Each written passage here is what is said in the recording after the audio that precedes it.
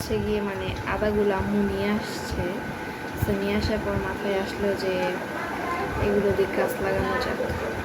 এই যেখানে যেহেতু আছে, তো ভাবলাম যে আদাগুলো একটু কাট করে নেই, কারণ মানে এই যে কি বলে বালুতে নাকি আদা অনেক বেশি ভালো হয়। তো আমার মাথায় চিন্তা আসলো যে আমি যদি আদাগুলো লাগাই, যদি কিছু একটা উন্নতি করতে পারি। তো আমি বটি নিয়ে আসছি, আমি কোনো ছুরি বা কোনো কিছু পাই নাই। সেই এগুলো হচ্ছে লাগাই দিব, দেখি কতটুকু আদা করতে পারি। এই জায়গাটা বটি দিয়ে কাটতে ভয়ই লাগে ভাই, কোন সময় না হাত পা কাটা যায়।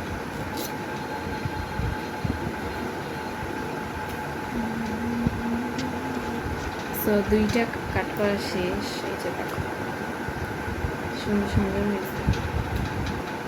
এই জায়গাটাও কাটবো।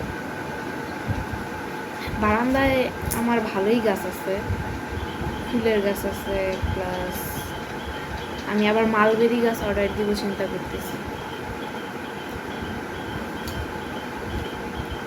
এই দেখো, আমি কিন্তু এগুলো বালুতে লাগাবো। আম্মু বলছে যে এগুলো বালুতে লাগালে নাকি অনেক বেশি ভালো হবে।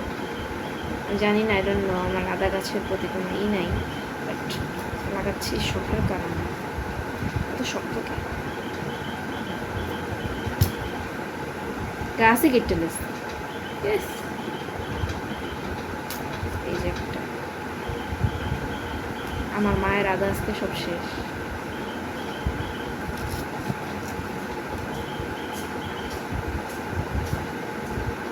হয়েছে আর নাই। এই দেখো কতগুলো পাইছি, একটা গাছ থেকে কতগুলা গাছ পাইছি দেখো, মানে একটা আদা থেকে কতগুলা গাছ পাইছি। এই যে করিস না এখানে, এই যে একটা গাছ থেকে অনেকগুলা পাইছি, এগুলো একদম হয়ে একদম আদা হয়ে ভরে যাবে। হাত জলে নাকি, আদা ধরলে হাত জলে ভাই। আরেকটা আছে তারও,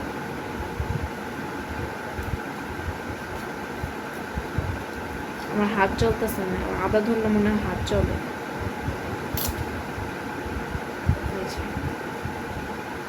তো চলো এগুলো এখন এখন আমার বালু আনার পালা। বাসার পিছনে যাব, পিছনে যে হচ্ছে বালু নিয়ে আসবো। একটা মগ নিচে এত বড়, এটা একটু ফুটা করতে হবে, ভেঙে নিতে হবে।